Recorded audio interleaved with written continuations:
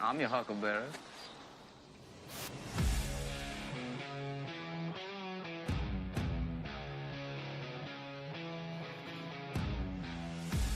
This is the Smoking Guns Podcast. No G with a Z. P-O-D, Smoking Guns Podcast, here with you on a Monday night as we head into the final run of the season. We are the Smoking Guns Podcast. We're a podcast that deals with football in San Antonio, specifically football around the San Antonio Gunslingers of the Indoor Football League. Guns up, no matter what. My name is Philip Higginbotham. I'm joined, as always, by our good friends, Leonardo Yamas. What's up, Smoking Guns Posse? And R.C. Woods. Hello, beautiful people. James Palmer says, was y'all's jersey choices planned? They are never planned. Nope, never planned. We never have the discussion about what are we going to wear to the show. When these things happen, it is just kismet. We have rarely ever in 5 years had that conversation of what are you guys going to wear, and so this just kind of happens. I want to start off the show in a little weird way. I want to tell a story. I am a storyteller by trade. I love to tell stories. It is a part of what I do and why I do the things that I do. Both my job, my full-time job, is a lot of storytelling and narrative. And so is doing this podcast and certainly telling the story of the game as Ralph and I do on the broadcast. So I love telling stories. So here's a story for you, and it starts as so many stories do. Once upon a time, there was an old farmer who had worked his crops for many years. One day, his horse ran away. Upon hearing the news, his neighbors came to visit. Such bad luck, they said sympathetically. You must be so sad. The farmer simply replied, we'll see. The next morning, his horse returned, but it brought with it 2 other wild horses. Ooh. His neighbors exclaimed, how wonderful! Not only did your horse return, but now you've received 2 more. What great fortunes you've had. The farmer answered, we'll see. The following day, his son tried to break one of the new untamed horses and was thrown. His son broke his leg. The neighbors came to offer their sympathy and said, now your son can't help you with the farming. What terrible luck you have. The old farmer replied, we'll see. The next week, military officers came to the village to draft young men into the army. Seeing that his son's leg was broken, they passed the farmer by. The neighbors congratulated the farmer on how well things had turned out for him. Such great news. You must be so happy to be able to keep your son with you.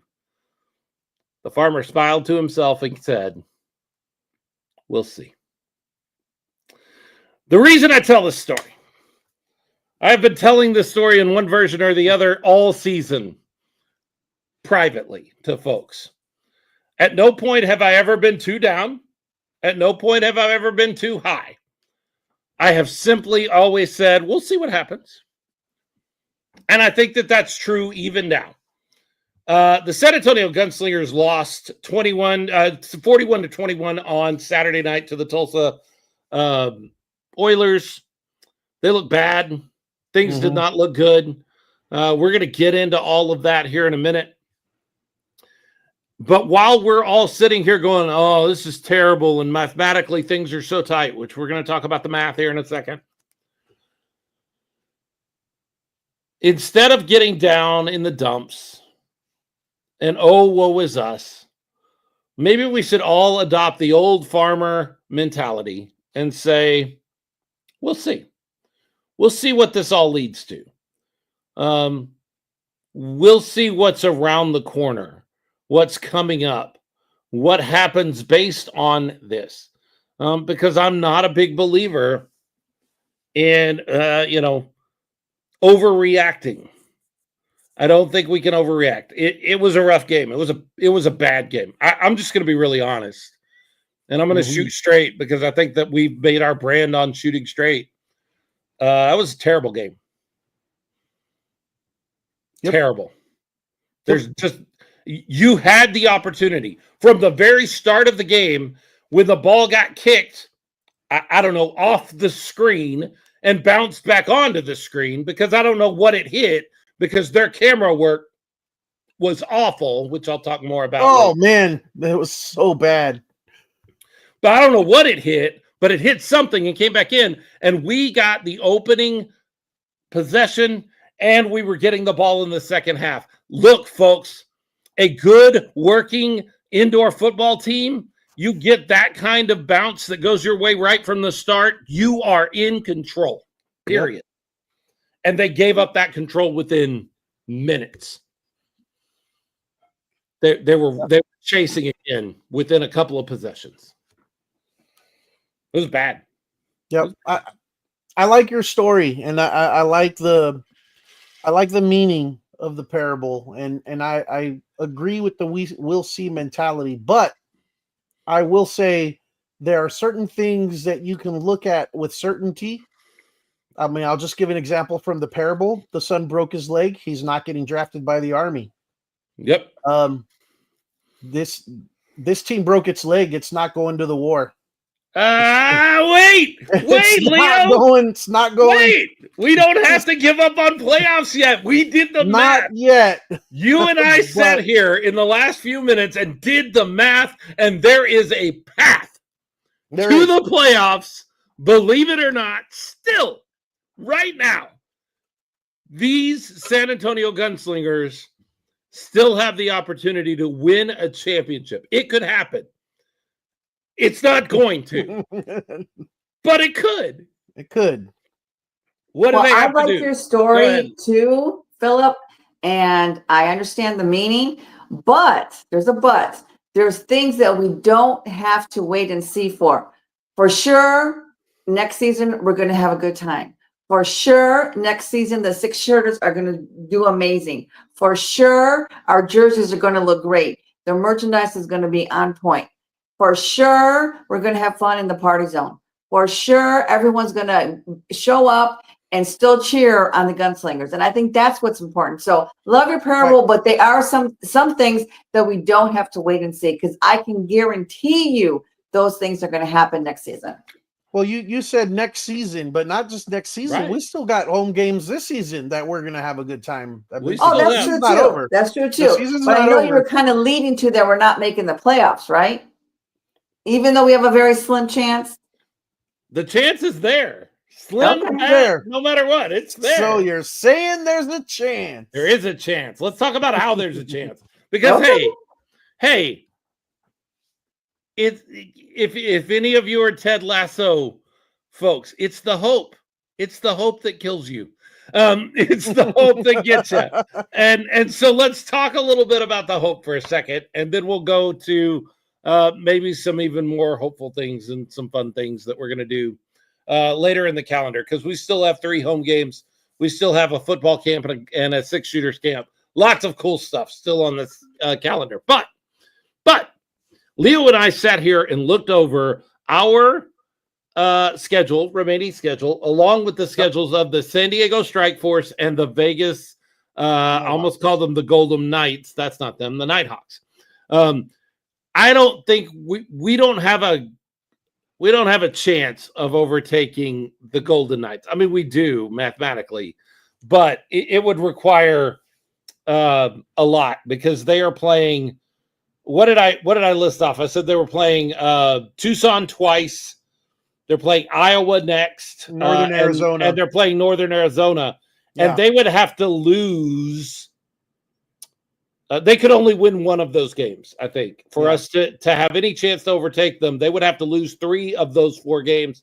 That's not happening. Yeah, they're technically in 4th place right now. Right. So you would think that's the target, but that's not our best path. No. Our best path is against San Diego. San Diego, who we've already beat once. We play again this Sunday. This week, we got to beat them. We beat them then, and we have a tiebreaker, which means if we both end 8-8, we squeak into the playoffs. And it's not one of those gentle squeaks. It's one of those grinding, your car is fitting between two other cars kind of squeak into the playoffs at that point. Did you just wince, RC? Did I just like see you wince? Squeezing because I've been there. Ooh, that sound. It's like It's nails on a chalkboard. Here's It's what like I, that time I was on the roller coaster and I sat in that seat and I put the thing down to keep me in, and it was just like one little click. click. It just clicked just one time, like click, and I'm like, I'm in, I'm good. And then they're like, okay, he's clear to go. And then it went, and in the first turn, the dang thing opened. Oh, That's how Oh my gosh. it did. I swear, I rode a roller coaster, not fastened into it the entire ride. Oh my But God. I never heard that's- that story before. That's how tight it would be to get in. Ugh. And then go and then ahead. it might be a roller coaster ride with no fastener. Right. Which is not fun. So San Diego currently sits at 7-4. They can only win one game. If they only win one game and we win out, we have to win all 5 of our remaining games to finish 8-8. They can only win one game, but here's their upcoming schedule. They play San Antonio on Sunday night. Yep. They play Bay Area, a really good football team, the next week. Actually, they have a bye week, and then they play 2 weeks after that on the 7th. They play Arizona in Arizona. They play Fisher's Freight in Fisher. That's probably a win, by the way. Fisher's Freight's not very good. And then they play Arizona at home in San Diego to close out their season. That's The a tougher games- schedule. The 5 games they have left on their schedule, the Gunslingers and Fisher's Freight are the lowest ranked of those opponents. The Gunslingers have to win on Sunday for any of this to make sense. Not And just then, Sunday. well, yeah, all the way up. Yeah. And then Bay Area, Arizona, and Arizona. If all of those are losses, which frankly they should be because Arizona and Bay Area are better teams than San Diego as far as I can tell. If all of those are losses and Fisher Freight, even if they drop one, then both teams, if we win out and San Diego only beats Fisher Freight going forward, we both finish 8-8 and we're in the playoffs. And once you're in the playoffs, anything can happen. That's true. That's true. I mean, I'll once agree with you on that. you're in the playoffs, you are one game away from the conference championship and 2 games away from the league championship. So What a story that would be. anything could happen, but But that's the path. That's the only path. that's it. Like That's it. Let me just, if you're wondering, if you're like, but maybe what about Vegas? Well, what if we look at Vegas? So Vegas is 6-5. They only can win 2 games. I'm sorry, they can't. They can only win 1 game because they hold the tiebreaker over us. If they finish 8-8 and we finish 8-8, they go. We don't. Yep. It's got to go. So to San Diego. they have to finish 7-9, and their upcoming schedule looks like this: Iowa, that's a win. Vegas beats them. Tucson, in Tucson, that's a win. Bay Area, that's a loss. Northern Arizona, that's a win. Tucson, that's a win. So there you go. So San Antonio wins out and San Diego doesn't, and we are all good to go. Did I do the math right, Leo? You did the math right. Now here's some more good news to the one single path. You look at our schedule, which is all our team should be looking at. We beat San Diego this weekend, and then after that, we have the Sugar Cookies Uh-huh. Sugar that cookies. that we've beaten before. And then we have Jacksonville, who with Jacksonville, it depends on the week, I guess. They're one of those teams that depends on the week. But, that could be a winnable game. And then Arizona at home. So you got to take care of business. We played them tough before. And then we finish off the season against the only team in the Western Conference that's ranked lower than us, the Northern Arizona Wranglers. So that's doable. It's there. I mean, it's there for the Gunslingers. possible. Yeah, it's possible. But yeah, likely and possible are two different things, and we Yes, understand that two on this different show. yes, we're just right now portraying the one single path that's still there, the one chance if you're looking through your red and blue shaded glasses. So I agree with my math, obviously, because it's my math. And Leo, you and RCU agree with my math. Let's bring in Sports Coast to Coast crack reporter Chase Risman, who covers the Gunslingers. Chase, do you agree with my math? Does this math work? Philip, Leo, RC, it's great to be on the Sweat and Guns podcast again. Hey, Chase, Hello. welcome Good to back. see you, Chase. All right. It's possible, but I don't know if it's likely because Hey, likely's not what we're talking about here. We're talking about possible. I mean, yes, it is possible. You got to play San Diego, and then you have to play Arizona, Jacksonville on the road. You have San Diego on the road, you have Arizona at home, and you have Jacksonville on the road. I mean, those are actually, I need to apologize. You have San Diego on the road, you have Arizona at home, Tucson at home, and then Jacksonville on the road. And, those are going to be the tough games. Other than that, they have Northern Arizona at home, which, I don't want to get ahead of myself at all, but hopefully, they should be able to win that one. But, I mean, those other 4 games are going to be brutal. So here's the thing. They got San Diego. All of this is hinged on this win over San Diego. You win this game, it's all still in play. You lose this game, and it's over. It's done. Is that confirmed? Has the IFL put out the playoff scenarios? No, we're just doing math. We're just. I mean, basic math tells you that at that point, even if you both end up 8-8, it would go to the 3rd and 4th tiebreaker. I mean, I don't ever rely on that. You just can't rely on those, because it's point differentials and all that kind of stuff. At that point, I almost, not that I won't take one, but I almost don't want a playoff berth that's decided that way. I'm almost like, what is it? It's not even fair. Can we play a play-in game at that point and do that? So they win in San Diego. If they go up to San Diego and win and get some confidence under their belt, then they come home and play Tucson. And there's a week between those. So there's a bye week there. If you have those 2 wins under your belt, you then have to go to Jacksonville. But you go to Jacksonville almost feeling like a completely different team than you are right now after this loss to Tulsa. And if you can manage to beat Jacksonville in Jacksonville, which is going to be a big game no matter what the records are as far as I'm concerned, then Arizona and Northern Arizona to finish out the schedule all of a sudden looks doable. Look, I realize that a team that has only won 3 games in how many games have we played? 11. 3 games in 11, and I'm going, yeah, but you can win 5 in a row. It's probably not going to. I understand that.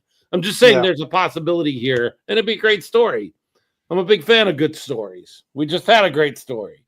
I want to be able to tell this story.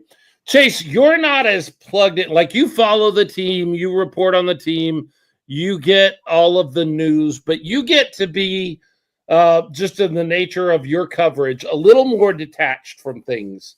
So we see things with fan eyes that I don't think you do. I think you see it from a little more professional standpoint. If you were to give me the headline of the season up to this point for San Antonio, what would you say you're seeing or you've seen from the Gunslingers this year? Offensive struggles. Yeah. The quarterback position has been a problem. The quarterback position has been an issue this year. I thought Joaquin Collazo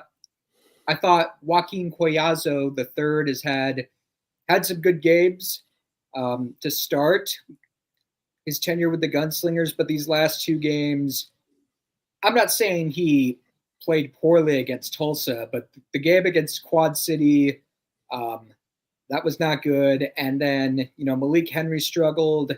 Guy Myers, I think, played 2 games. Mm-hmm. He did all right. They just haven't. Sounds right. Yeah, they haven't had any consistency at quarterback this year, and that I think is part of the reason why they're struggling this year. And that, Philip and I were talking before the show. That should be the focus. The rest of this season is the development of Joaquin Collazo. So by the end of the season, they know what they have, and they know that's who they're going to roll with in 2026, or they decide to move on. Right. Yeah, I personally think what we've seen from Collazo to this point, the tools, the leadership, the ability, like, it's going to be hard to find someone else who has the package that he has. Does he throw some ill-advised throws? Does he make some questionable decisions from time to time? Yes, but he also makes some really good ones. And, you have to remember he is a rookie. This is his first year in indoor football. And so I think, to expect to have the expectations of a guy to come out and, not throw these interceptions and not have these turnovers and make these go through these growing pains is a little unrealistic. So hopefully the Gunslingers see it that way. I mean, we don't know what the coaching staff is thinking, but I'm going to go a step further, Leo. I think you're right. I think this last 5 games, if it does nothing else, gives you an opportunity to take a look at Joaquin and see what you would do. But I'll go a step further and say, if I am the GM, I am not.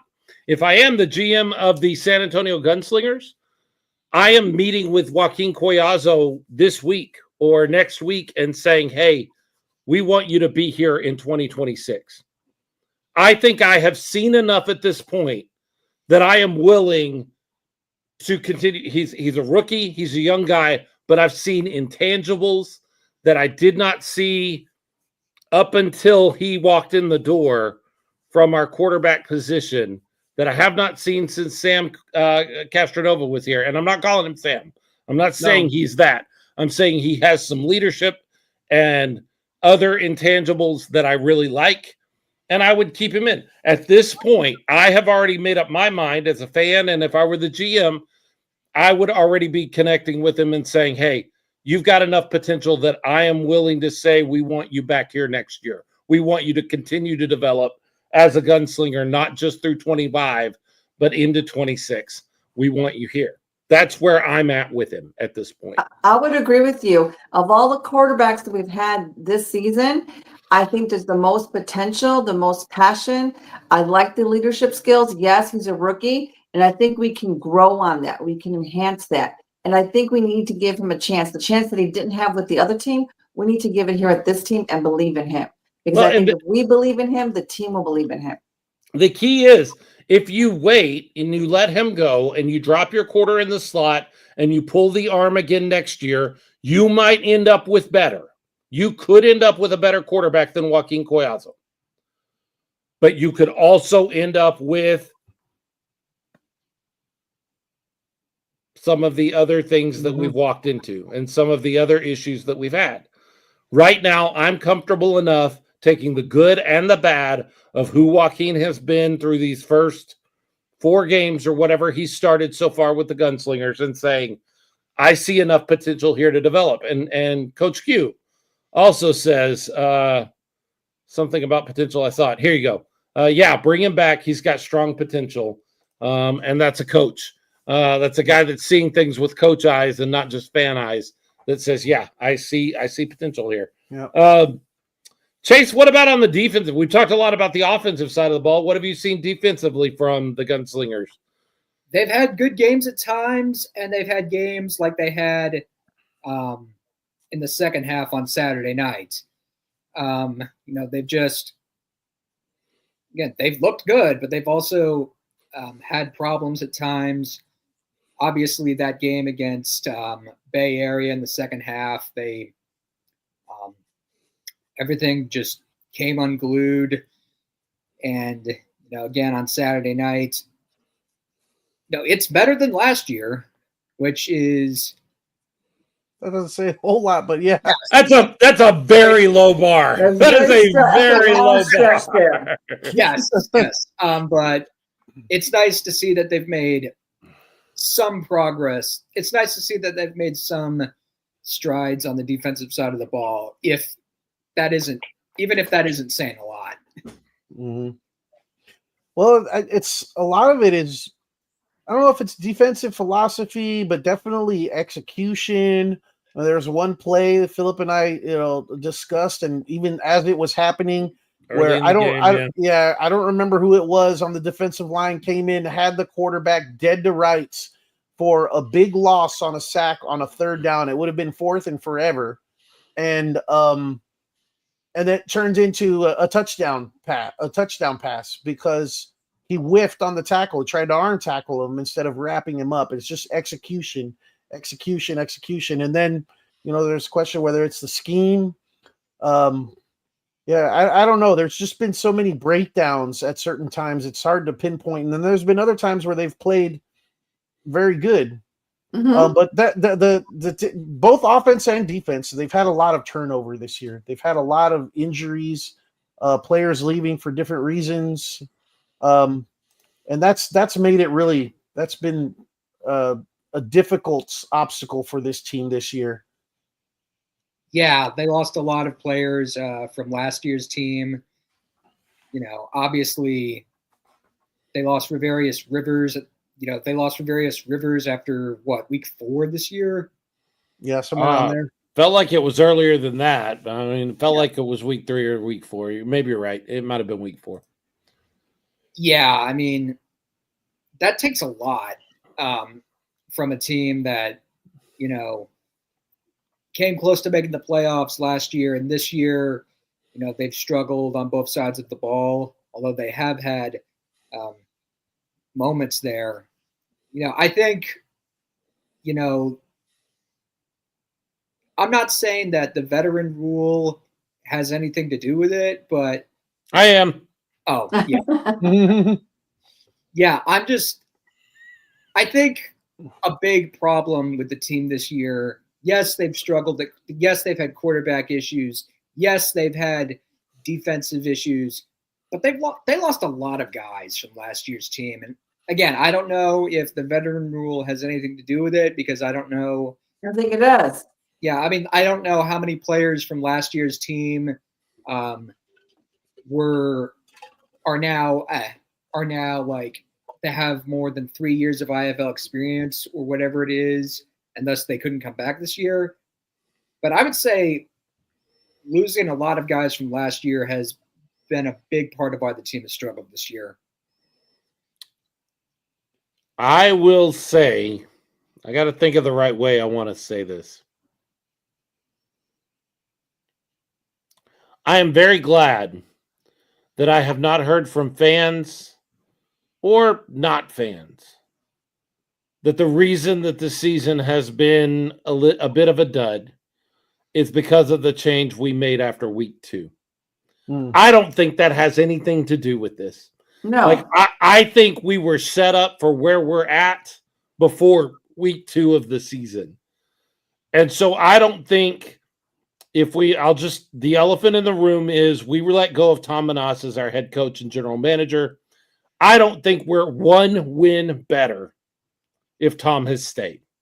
I don't see it. I just don't see anything that leads me to believe that would have changed anything.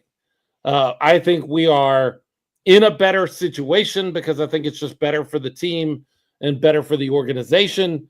And I don't think we would have gotten any better. I don't think we would have in the short term been better. And I feel certain that in the long term, it would have hurt this team and this organization.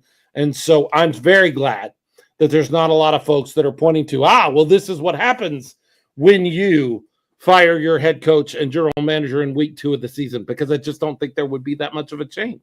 And that's not anything against Tom. Tom set up the team the way he wanted it to run. I just don't think it would have been as effective as he thought it would be. And I think that's been proved out, whether it's him or James Fuller. And the other thing is, I know that I've heard this from some folks. Is James Fuller the right guy? How do you know? He, Tough to he tell, yeah. this isn't his team. He got Right. handed a team that was somebody else's vision and said, make something out of this. It's like walking into a kitchen full of ingredients for a meal that you've never cooked before, and somebody says, make a meal. Right. Well, okay, I might give you something worth eating, and then again, it may be awful. I don't know. I didn't shop for these ingredients. I don't know whether James Fuller is the guy or not, and I don't think you can make that determination based off the season, because this isn't his ingredients. These aren't his groceries.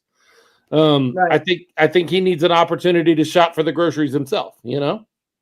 And I like your analogy, Philip, but I don't know how much you cook. I cook a lot, but it's not only the ingredients. Let's just say you have to cook a meal using someone else's ingredients, someone else's pots and pans, and someone else's kitchen. It's not just one ingredient that's going to interfere. It's all of those things. And I think that's what those obstacles that he had to overcome. It's not just one issue, it was multiple.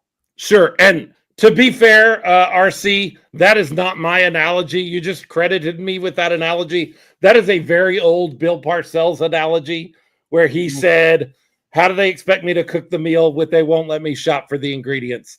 When he was having trouble with GM issues. I think that was back in New England, way back in New England when he was the head coach there. So I straight up stole that from Bill Parcells. But it's apt. It works in this particular situation. Absolutely. Chase, on your end, as this observer of what's going on, how do you feel about the progress of the team, of the organization? Do you see what we see as far as a more solid organization, or from the outside looking in, does it look discombobulated? Does it look like they're kind of grasping at straws every other week? I can certainly see how some might look and see that. Do you see it that way? No, I don't. I think they're going to be all right. But I can listen to people who have been disappointed with this year because, yes, they lost a lot of talent from last year, but, Khalid Rashad came back. Yep. They brought in Nyquan Murray came back. They brought in Glenn Gibbons Jr. Yes. They brought in Malik Henry. They brought in some good players, or they brought in some good players to pair up with the ones that came back from last year. And, I don't think they thought they were going to be 3-8 at all. No. Yeah, I don't think, anything is wrong with the team as far as instability off the field at all. Okay. Because I feel like there are folks from the outside of San Antonio that can look in and go, man, they fired their coach in week 2. They've switched quarterbacks like 4 times. They get rid of players that immediately go over to other teams and have big impacts. Uric Jones absolutely killed us this week for Tulsa.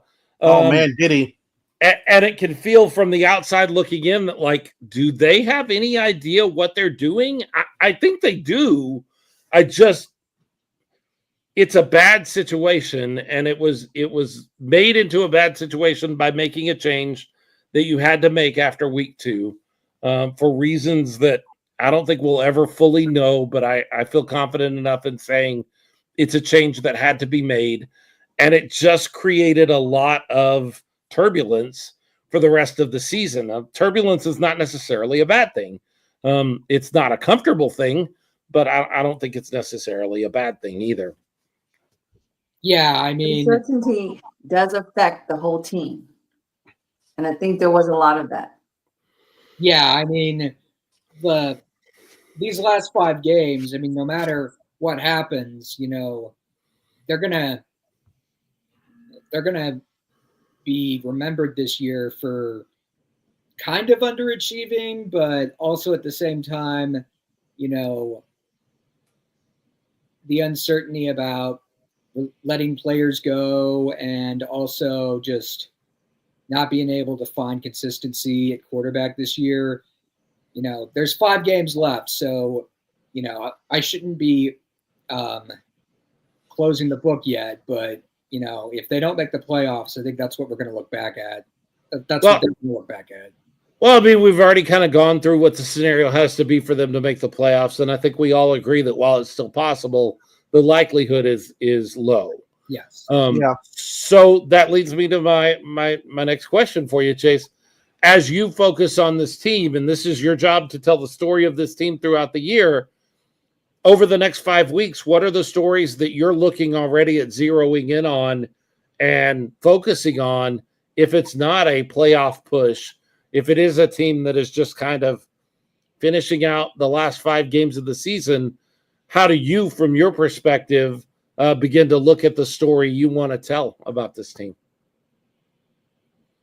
Sunday is where it starts, and they have to beat the Strike Force to keep their somewhat, their dim playoff hopes alive.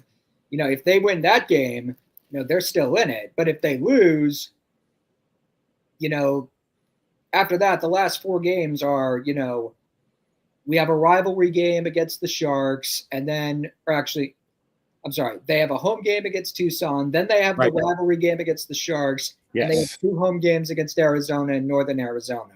If they're out of the playoffs by the Tucson game, you're basically playing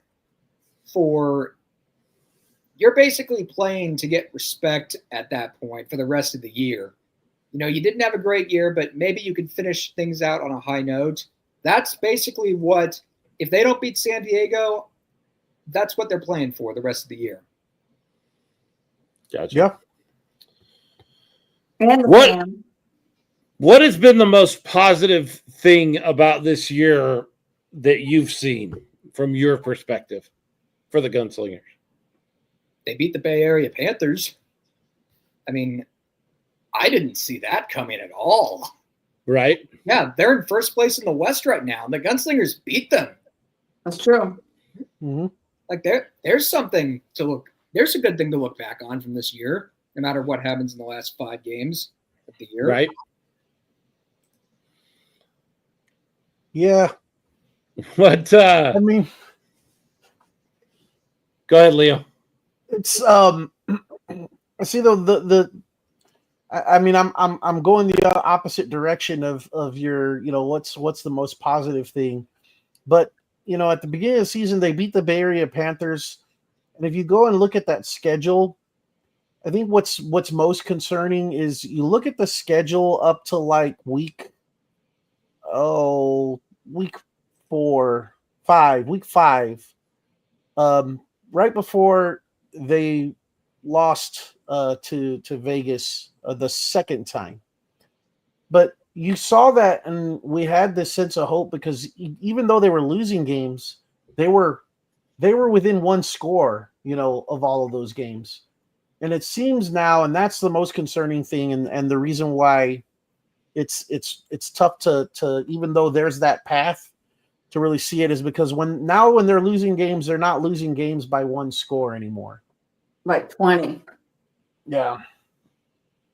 Well, and look, I'm not here to shoot down anybody's happy balloons that they're putting up. Like, that's just not my job.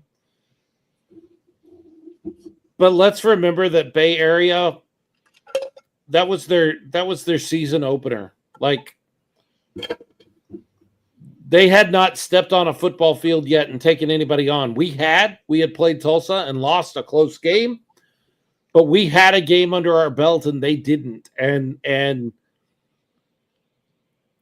I don't know that didn't have something to do with that win. Like, they were just learning who they were early in the season, and we got lucky. I don't know that didn't happen. Again, I'm not here to shoot down anybody's happy balloon. We beat Bay Area, yay! But we beat Bay Area as they got started. Like, the only other team that's done it is Arizona. They're a really good football team, and so we should be happy with that. But I also feel like we need to put it in the proper perspective and go, hey, we did, but who knows where they were at as they prepared for that game. Chase, where do people find you if they're looking for your coverage? You can find me on Twitter. I'm not calling it X, at Real Chase Richmond. I have, all my stories are on Sports Coast to Coast. You can see all the stories I've written about the team, both game recaps and any breaking news stories. You can all find them there. Excellent. Yes. Anything else Gunslinger related that you're just dying to talk about, or you wanna address while we have a chance? I mean, you guys talk about it a lot. You think the Jacksonville game is basically the IFL National Championship for the Gunslingers this year if they aren't alive for the playoffs by the time that game takes place? I really want to beat Jacksonville. I really want to beat Jacksonville. I think you do circle that game at the beginning of the year. You had that game circled, and it's still circled now. Doesn't matter. Anything else is irrelevant. There is somewhat of a rivalry. The two teams coming into the NAL, and you just want to prove that you're the better team. Well, and look, last year we were middle of the road 8-8. They were terrible. Yeah. This year they're middle of the road. They're at 7-4 right now, but right in the middle, like they're fighting for a playoff spot over there in the East. And we're struggling. And so it feels like it feels like the teams are very similar, even still. And so we came in at the same time. We had a rivalry going over in the NAL. It just kind of feels like this is a game that you want to throw the records out for, and you want to beat your sibling. This feels like one of those sibling games where it's just like, we got to beat those guys. And we're only going to get an opportunity ever so often. I don't know. I've got issues with the way that the IFL does scheduling, but we're not guaranteed that we're going to play Jacksonville every year. So you got to make the most of the opportunities no matter what the schedule or no matter what the records are, Yeah. So Chase, I have a question for you. Where's your jersey? You don't have a jersey. I mean, he's a professional, RC. He is in coverage. He's not I'm a professional in this, don't you think? I can't wear that to the press box. Well, right now, I'm saying right now, where's your jersey?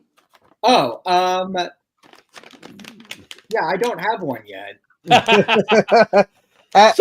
Somebody get this man a Gunslinger jersey. Come on, Chase. We have to get you one. Are they gonna make like player ones like with the name Rashad on the back, or is it just gonna be the fan jerseys that they make? I think Leo has that one. Yeah. I think it's been a while. It's been a minute, but they've done some custom jerseys where you get player names.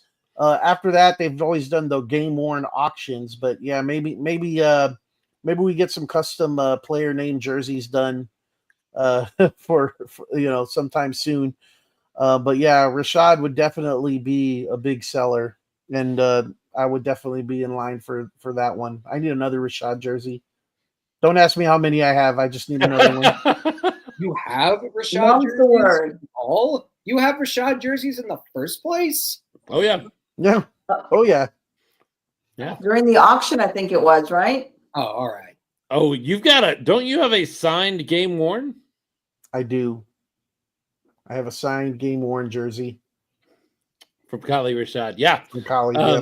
Absolutely. He also has a signed game worn Castronova. I do. Oh, that's right. Nice. That he won last year. So Chase, it's good to have you on. We're always glad to talk to you. I love your coverage. You are one of those folks that I follow over on Twitter. I don't follow a lot of people. I don't listen to a lot of people. I don't pay a lot of attention to Twitter, but I do open it up about once a day. And I always make sure I go and read your feed to see what's going on there, just to see where you're at and what you might be bringing to the table. We really appreciate your time and appreciate all you do covering the Gunslingers. Go check out Chase Risman on Twitter or X if you call it that. But if you call it that, what are you doing? Go check him out on Twitter And go check out Sports Coast to Coast. They've got lots of great coverage over there. Thanks so much, Chase, for stopping by and spending some time with us. We appreciate you, man. Thanks, No Chase. problem. Get you a jersey. Yes. I need to know why you called me a crack reporter at the start, by the way. Because you're on top of it, man. Okay. You got that's one of those things that happens. One of those terminologies we used back in the 1940s, a crack reporter. And since my kids think I came from the 1940s, why not use that terminology? So, All right. Chase Risman, go give him a follow, go give him a read, and pay attention to his coverage. Thanks so much for stopping by, Chase. We really appreciate you. Yeah. Thanks for having me. Thanks, again. Chase. Oh, I cut him off. I didn't mean to. Sorry, Chase. Yeah, so I mean, there are positives. There are things we can look back on the season and think positively about, and the season's not over. Like, there are positive things coming up. Mhm. There are good things on the calendar. Go ahead, Leah. I was just I'm gonna add on to your food analogy that you stole, but that kind of works is like Totally stole it's it. like, yeah, well, I think it's something that we're learning this year as an organization, as a team, that you can't just get a bunch of prime. Like, I'll give you an example. Father's Day, I went to this Japanese restaurant. It was fantastic, fabulous food, except what I ordered. What I ordered, I mean, and it was like a whole 3-course thing, and everything was great. But for my main, I ordered this. It was called like the Mama's seafood noodle bowl, and it came out, and it was a mixture of seafood. Had the shrimp and scallops and fish, and had a bit of caviar in there mixed in with some spicy noodles. They had a spicy kind of a peanut sauce with some cilantro in there. And I took the first bite, and it was delicious. And I was like, oh man, this is really good. I'm ready to dig into this bowl. But the more I dug into it and the more you mixed it up, it's like too many competing flavors, not enough focus, not enough focus on any one or two ingredients to make those really stand out. It was just thrown together. I mean, it had pears and it had watermelon in it. I was trying to figure out what these red things were, bright red pieces. And I thought maybe it was like some kind of raw fish or sushi, type thrown in there. But then I took a bite into it. It was watermelon. Mm-hmm. And that was really odd. And watermelon on its own is like delicious, and pears on their own, delicious. And anything in that thing you take on its own, and it's delicious. And you make where one or two things, you make those the focus, it really works. And it's like, wow, this is fantastic. But when you try and throw it all together and you're trying to equal part all of it, it just doesn't work. I love chicken parm. I love bacon. I love ice cream. I do not want chicken parmesan bacon ice cream. That's true. I mean, I don't want it. I like all those things, but I don't want them all together. And I think that's what has happened to our San Antonio Gunslingers the last 2 seasons, really, because we didn't have enough of of certain ingredients last year, defense. And then this year is just kind of the focus, and it's been hard to come up with that focus because of the main thing is the inconsistency at quarterback. But now we have that. Yeah, I do. I would not make the kitchen now. We have the kitchen. It's time to focus and build on something. And part of that, and I mean, we've already been talking about it. I'm very biased and my favorite player and everything. I think the more involved Kali Rashad has been in the offense, that's when we've been the most successful. Unfortunately, he's been injured the last 2 games. Right. But early on in the season, he was not a focal point of the offense because of reasons. I'll just come out and say it. There's no reason to not say it anymore. Coach Manas was not a big he was not a big supporter of Kali Rashad. He was not in his corner as much as he should have been. Look, Tom, and I'm not going to bang the guy. I'm not going to drag him through the mud. Tom is an old school football guy. And old school football guys look at Kali Rashad, his size, and they immediately say that doesn't work. Like, immediately. That is why Kali Rashad is on the level that he is at. That's why he's in the IFL.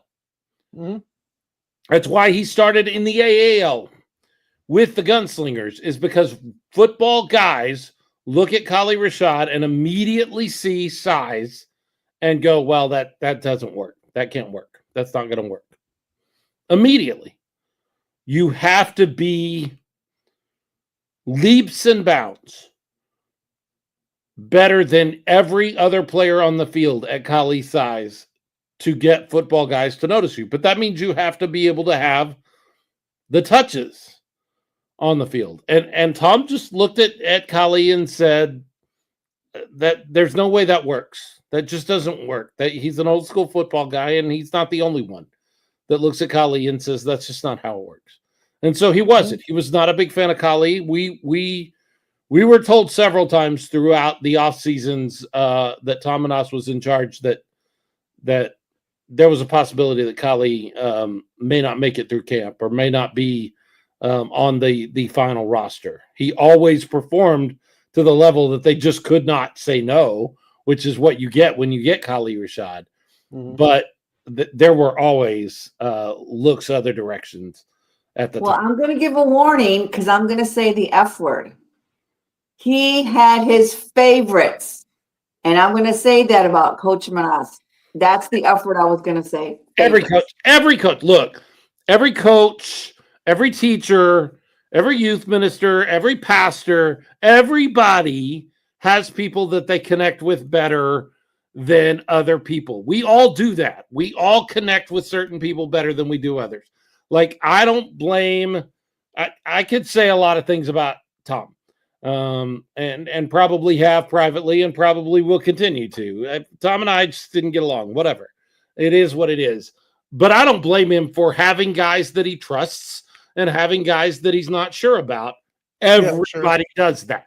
That is a normal sort of way for there to be. The best coach in the world is going to have people that they trust and people that they're leery of for whatever reason. That I don't blame Tom for that. Like, sure, he did. Yes. Did he have his favorites? Absolutely he did. Does every other coach? Yes, absolutely they do. And yes, that's, but do you let that favoritism affect the team? It's going to, yes, it's going to. Judgment. It's going to affect that. Yeah, again, a lot of things I could say about Tom. Most of them I don't want to get into on the show. I'm not going to blame him for that. Like, that's a normal thing. That's a normal thing for leaders to go, hey, I trust these people. These people I'm leery of putting my trust in for whatever reason. And so I just am. And so a lot of people read that as favoritism, and it is. And I don't blame him. Like, Coach Q says he had him. Like, I think anybody who's reasonable, I think Tom, who for the most part is a reasonable person, would tell you, yeah, absolutely. I have guys that I trust and guys that I'm not as keen on. Sure. Every coach does. Yeah. I think Tom would do it. But to my point, Tom Manas was the one who got these ingredients and put them together and put them into that bowl. That's that Japanese bowl with all the, he got the watermelon and he got the pears and he got the shrimp and he got to put it all together and, individually, but never really found the right recipe as far as the focus. Sure. And what is going to be the star of this bowl, this plate? What's going to be, what's going to be the focus of this offense, of this defense? That's the stuff that never got worked out. Last year we got one part of it working, but not the other. And this year, none of it's got working. And then, it was just kind of thrown into Fuller's lap, left on him to put it all together. But, that's hard for him to do. And then made it even more complicated in the fact that he's had to deal with the injuries and the turnovers at quarterback. So this is what these last, 5 games that we have left in the season. I mean, you hang on to the hope. You hang on to that single possibility of getting into the playoffs. You're gonna keep trying to win games until that's just not a reality anymore. And then after that, your focus becomes figuring that out. Right. And that's not anything that we get to do on our end as fans. We get to, however, have a great time. Yeah. At the next 3 home games. before those home games even happen, RC, we've got camp coming up. We do. It's summer. Summer is a time for camp. Summer camp is synonymous with, camp is synonymous with summer. We, over the last week, have connected with 4 families. We have 2 that are going to football camp this weekend. 2 that are going to 6-shooters camp the following weekend. That's right. All courtesy of you guys, you folks that are logged in and listening to us. Some of you are patrons and make that go, and we'll always give you our nod at the end of the show, or we'll always try to get to that. Sometimes I forget, but you made that possible, and then some of you have donated to that cause, even though you're not patrons, and that is also spectacular. That's 4 kids that are getting connected, 4 families that are getting connected with the San Antonio Gunslingers organization, that without that support from you guys financially may not have gotten connected in the same way. So we are just a conduit for that. And we have been able to facilitate that, but the credit really goes to you folks. Any more you want to say about that, RC? I bet you do want to say a lot about that, because this is well, I just want to say that I was able to communicate with some of these families, and for the boys camp, and I don't have any boys, so I didn't know this. Some of the football camps were going for $300, and so there was a boy whose dream to go to camp this summer was out of the question. Financially, they just couldn't afford it, So thank you to those who donated. And thank you to the Gunslingers organization that made it affordable. Yes. I know that the kids came and sent me a message personally to say thank you, because I don't think they would have gone had it not been for us and for our generous patrons who help us out. And I know some people may not think one camp can make a difference, but it can make a difference to this one kid, to all 4 kids who are going. It was one of the little girl's dreams to go to camp. Again, it was just too expensive. The mom had told her, I'm sorry, we'll see what we can do. And when they found out that there was an opportunity, they're like, well, what do we have to do? Can we volunteer? And I was like, no, you don't have to do anything. You just have to go. And so I'm really proud of us and our fans and our patrons that can make a child's dream come true. So thank you. Look, on Saturday, this Saturday coming up, or the following Saturday, there are 4 kids that are going to camp that would not have been able to go to camp without the Smoking Guns podcast listeners and patrons. And you know what? They were never going to remember the episode of Phineas and Ferb that they've seen 8 times that they were going to watch on Saturday instead. But they will always remember. They will have an experience where they will always remember that time that they got to hang out with real football players, with real cheerleaders, and spend the day with them, and then go and enjoy a game with their family. Like that $85 or whatever it was. I think it was $85 per person. Yes. It's not paying for pizza. It's not paying for, supplies. It is buying those memories. We all have those things in our summer that we can look back on as kids, and we were like, I remember when I did that.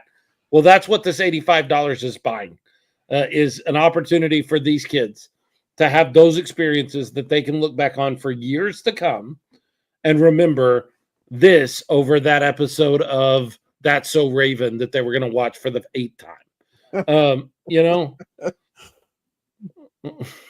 And they're not going to remember the win or loss score about the Gunslingers. All they're going to remember is that they went to a Gunslinger 6-shooter camp. James Palmer asks a question that I think only the Gunslingers can answer, and I think they're listening, so they may get us an answer. Have any kids been turned away because more funds were needed? If the Gunslingers have that information, I hope they'll reach out to us because I have a feeling that we can make that happen. I always tell kids when it comes to these experiences, whether it's camp with the Gunslingers or the 6-shooters or youth camp at church or any of that kind of stuff, if money is the only reason you're not going, you need to tell me because I can fix money. I can make money happen. Right. I know there are people out there that will fix that problem. I can't fix your school schedule and I can't fix your extracurricular schedule. I can't fix any of those things. But if money is the only obstacle here, I can figure out a way around the money obstacle. That's not a problem. So if that's the case, and Jordan says not that he knows of, not that he's aware of. So, but I would love for the Gunslingers to adopt that kind of attitude where, nobody that approaches the Gunslingers with a desire to be a part of this thing will be turned away from money. We can, I'm speaking maybe out of turn for Gunslinger or for Smoking Guns fans, patrons, and ourselves. But my bet is if that's the situation, we can figure that out. We can make that happen for just about anybody, and we're willing to do that. So I would hope there'll never be a child turned away from football camp or 6-shooters camp simply because there's a money issue. If that's the only barrier, the Smoking Guns podcast will do everything we can to knock that barrier down and make sure that that's not a problem. And we've done that. We've done that for 4 folks this season. It's something we've done for the last 3 seasons, I think, and we're very proud to be able to be a part of that and be a part of these families. We don't want to. We're not going to call them out by name because we don't want their experience to be any different than anyone else's experience at camp. So, Jordan asking, would you like for us to post something on the Gunslingers page? If anyone out there wants a kid to go, but money is an object, reach out to us. Yeah, I am willing to say put it out there, and my bet is anybody that would have that sort of a issue, we can find a way around. I can't guarantee it, but I can almost guarantee it. You know what I mean? Yeah. And on a side note to that, I did talk to Cassie and I asked if you could go to the camp if you were 18 or plus or Right. 55 plus. She said no. However, there's going to be an opportunity towards the end of the season where more mature ladies can come and try out. Not try out, but be part of the some dance routine. So you may see me and some other ladies checking it out. Mate, I'm not guarantee you on the field, but we're going to learn some dance moves. I can tell you that. Nice. Cool. I love it. They heard us. They heard me. They heard Heidi. They heard Diane. They heard Loli. Hey, I hope they heard me and Leo about this coaches clinic thing that we had. Beer, barbecue, and a coaches clinic with the San Antonio Gunslingers coaching staff. I think that would be awesome. And I would gladly pay my $85 to go hang out with the coaches, watch film with the coaches, and have some barbecue and beer with the coaches. I'm all over that. Yeah. Mm-hmm. All over that. $85 is easy to come by if that's what I'm giving it for. We've given them money for jerseys. What more can we do for a beer? Right. And hanging out. I still want to do a tailgate party at Gunslinger Nation. James Palmer says we got Coach Fuller on board with it. Did we? He said on branded. Oh, I missed that. On branded. It came up on branded, and he said all the things you just mentioned I like. so I'm on board. Oh, let's make this thing happen. And the barbecue and the football talk is like all the things you just mentioned I like. I'm a fan of. So Jordan says we can do that in my backyard for free. Put it together, brother. Hey. Ain't nobody asking you to not put that together. Hey, I'll pitch in on the beer and the barbecue. There's 3 people here that would show up. Speaking of the money that flies out of our wallets every time jerseys come up, here in just a few weeks, we're all gathering together at the Freeman Coliseum on July 5th Can't wait. for Superhero Night in the Freeman Coliseum, and I got goodies to show, folks. One of these I think everybody's already seen. I think we showed this last week, and that is the Batman jersey. I love it. Spectacular. The more I look at it, the more I like it. Mo's like, ooh, more jerseys. You're gonna like what we got here. So there's your Batman jersey. If you had not seen it before, it's there. The one that will make me look like I have abs. Mm-hmm. Okay. By the way, this I don't know what it is about this Wolverine jersey that I'm wearing tonight, but it is also a very flattering. Like, it makes me look more muscular and buff than I really am. I don't know what it is. See my abs? Yeah. I was going to ask if you both have been working out, so you answered it. It's the jersey. I mean, it does have the abs that are part of it, but even looking at myself on screen here, it makes me look, even in the shoulders and stuff. I don't know what it is about the design of this, but it makes me look like I've been working out or something, and I guarantee you, I have not been doing that at all. But for whatever reason, the design on this shirt makes me look. But Batman will also give me some abs. Gotta love that. But wait, there's more. More? But wait, there's more. I know somebody's gonna be super excited about this, and good. I see her commenting on things, so she's here. Leo, I'm about to cost you $45 right now. Okay. Lord, Yeah, here we you go. are. Yeah, you are. Dolores, get ready. Yay! Yeah. I love it. Guns up on that one, baby. A Wonder Woman jersey, very retro looking, which is exactly what Wonder Woman should be. It should be that retro sort of feel, that golden age of comics sort of feel, and that is very much the style here. I love that it ties in, and at first I didn't notice it, but there is a tie-in here to the Batman jersey in that the guns, I want to say, are the same. Yeah, they are. Yeah. So the guns on the Batman symbol and then the Wonder Woman symbol on the back are. Dolores says, "Give me two." Yeah, and if anybody that's listening that has anything to do with the merch, hint on the sales. The last few times we've gone, Dolores hasn't been able to get a small. She's had to compromise and go with a medium on the jerseys that she wanted. Yeah, if you could hold a small for me for Lolis, that way I'm not sleeping on the couch. I'm good with the large, just if anyone's listening. Oh, I missed this comment when I was talking about how I look better in this shirt and how the shirt seems to be make me look like I'm more buff. Jordan Stubing says it's a lot cheaper than Ozempic. Yes. You ain't kidding. You ain't kidding. Sure is. Anna Laura Rodriguez Petri, which is apparently a friend of RC's, because she's made a couple of comments towards RC tonight. Says, RC, you need that Wonder Woman jersey. There you go. Thank you, Anna Laura. Again, and I've taken to starting to take some time when we look at these and really comment on what I love about Jordan's designs. I love the golden age comic book style of this. It's not it is not Gal Gadot's Wonder Woman. It is it almost has the 70s TV show feel to it a little bit.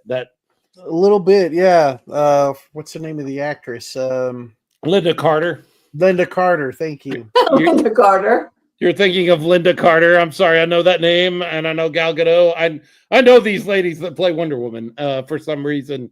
I wonder why. I don't know what that is. I don't know why I have those names committed to memory. I'm not sure what that's all about. No, but it's a very solid golden age sort of look, even in the Gunslingers. And again, that is all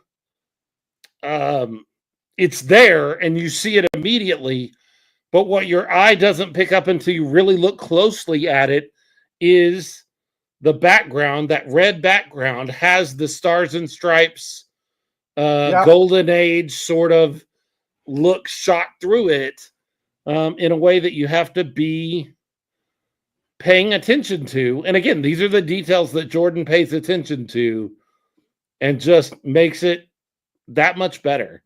Just gives it that much more. And so there's that one, but we're not done. I'm not even done there's yet. more? I'm not even well, but wait, there's more. Not only do we have Batman, not only do we have Wonder Woman, we're going DC all the way around, and heroes are only as good as their villains. And so Batman is only as good as the Joker. Ooh, I love that. I love those colors. Love that Joker. That's an 89 Batman reference for those of you that remember the 1989 Batman. I'll tell you what I love about this one. Again, and I got a story about this. I hope he doesn't mind me sharing this story. But one of the things I love about this is the stitching. There is this uneven and odd stitching all the way around where the panels come together. Very Joker esque. And then he sent me a mock-up of this design last Wednesday, and it did not look like this. Like it looked pretty close to this, but there was an aspect of the design that he had that I just didn't love. And so I mentioned, hey, aside from this, I love all of this. And he sent me back something that said, you know what, you're right. I'm not sure I love that part either. And so he kind of went back to the drawing board. He played with it a little more. We get what we get here. And it's better. Like it's far better than the first one. The first one was good. I would have absolutely bought it and worn it. But this one is just a step better. And it brings me to, so we had this whole conversation last time, I think, Leo, about Batman. Didn't we talk a lot about Batman and our favorite Batman and what the best Batman is and all of those things? Yes. Well, now we get to have a new conversation because I just spent the day with some students, some youth, as we were doing some mission projects here around town in I can show the first design if I want. Let me see if I can make that happen. I'm not sure I want to throw it out there because there's liable to be somebody that goes, that's better. We should have gotten that one. And then there's a whole thing. So I may not do that. Anyway, I'm sitting around at lunch today with these students, and somehow Batman and the Joker came up. Not because of this conversation we're having tonight, but we began to talk about Joker and the best representations of Joker. Leo, who's your favorite representation of Joker? I mean, it's got to be Heath Ledger. It's good. It's really good. That's he just took he took that role and just, it's timeless. It will never be forgotten. Raul Nava. To each their own. If that's what you like, bud, I'm not here to yuck anybody's yum, but not my thing. That Leto Joker is not my thing. I'm pretty sure I've said this before, but yes, I agree with everybody, but only because if you go look at the director's cut, there is a whole monologue that Jared Leto does as the Joker that really takes his character to another level. It was great. It would have been a great scene if it made the cut, and it didn't. And that made his performance as the Joker just very forgettable, or not good. But they took the best part out, so I kind of feel bad for him. Not that I'd say that put him in the running to be the best, but he wouldn't be crapped on as much as he is now. Jordan Stubing says his favorite was also the Heath Ledger. That's why he wanted to pay tribute with the jersey. And certainly you can see the Ledger face in the 13 on the back.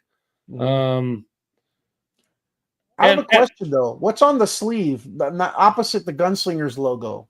the Joker, that same Joker symbol that is on the back tail is there Oh, on on the sleeve, bottom. I believe. Okay, I see it now. Yeah. Yeah. And Raul Nava just riling me up with his Jared Leto take. RC, what is your Joker opinion? A tie. I would say Jack Nicholson or Joaquin Phoenix. Okay, fair. Both very good. Good performances by both actors. Jack Nicholson's my second favorite Joker. Okay. For sure. Jack Nicholson's so good. I just love him. I watched that Batman recently, the '89 Batman, and he is just so like it's Jack in his prime. He's come, 9 years off of Shining. The '80s were really just prime territory for him, and he was just he's so good. He's so good. Well, then I get to share my opinion. You guys get to share your What's opinion. your favorite? My favorite is all of them. No. The Joker is one of those roles that I think we need to point to more often and say it is okay to remake things and recast things and have different versions of things come out. And here's why. Almost every version of the Joker that exists in my memory, aside from Jared Leto, and even then, I think that there are some good things he does, but all the rest of them, Cesar Romero was exactly what he needed to be in the 60s. Even with the mustache painted white, he was just the clown prince in a very believable and fun way, and that's what that show needed. It needed believable but fun characters. So Burgess Meredith, all of your different cat women that played the Catwoman, Julie Newmar and Eartha Kitt and all of those. But Cesar Romero's Joker was exactly what the 60s Batman needed. Nicholson comes along, and I, for years, believed no one could do a better Joker than Jack Nicholson. Like I felt like he was the perfect Epitome? Joker. Yeah, the epitome in very much. Mark Hamill comes along. Raul Nava mentions that. How do you guys feel about Mark Hamill? Mark Hamill's vocal work as the Joker is spectacular. Awesome. Yeah. And then Ledger comes along, and Ledger just Raises the bar. owns that character in a completely different way. It does not diminish anything that Jack's Joker was, but it is a completely different take on it, and is good. It's better. Is a different but better way. And so we're all kind of like, okay, well, there you go. There's the definitive one. And then Joaquin Phoenix comes along. He was good. And he was really, now I realize that Joker is not the Joker and all of those things and whatever. Yep. I don't care. It is still the same archetype of character. It is the Joker. And Joaquin Phoenix does a great job. And so what this means is that different people can have different takes on the same source material and produce amazing things. And we don't have to pick a favorite. I don't think we need to pick a favorite and say, oh, Jack is better than Heath or Joaquin is better than Jack or all of these things. Like, I don't care. They're all good. Even Leto maybe is good. Enjoy different versions of the same thing. Jack is great. Heath is great. Joaquin is great. Mark Hamill's great. Cesar Romero's great. Jared Leto is passable. They're all there. It's okay. It's okay for them to all be good. We don't have to. What about the Penguin? Who's your favorite Penguin? I have my favorite. I really like Burgess Meredith's Penguin. I mean, I know it's cartoony, but that's what the 60s show was. I really like Burgess Meredith's Penguin. Danny DeVito's Penguin is good, but it's very gruesome. And I like Danny DeVito's. And then what's his name? Who am I thinking of? Leo? Colin Farrell. Yeah, Colin Farrell. Really, really good. Fantastic. Really Fantastic show. Except for the way the season ends, which it's another subject. But Colin Farrell's fantastic Penguin. Yeah. That was a nice rabbit hole we went down. Hey, it's fun. Yeah. It's fun to talk about this movie, but it all starts and ends with this jersey here, a new Joker jersey for you to save your money up for here in a few weeks as we gather together at the Freeman Coliseum for Superhero Night. Batman and the Joker. I think this is what Ralph and I need to do. I think one of us needs to select Batman. One of us needs to select Joker for the stand-up portions of the broadcast. And I don't know which one I'm gonna end up getting, but whatever Ralph picks, I guess I'll pick the opposite one. I'm coming home with both of them. So whatever happens, I'm gonna have both of them.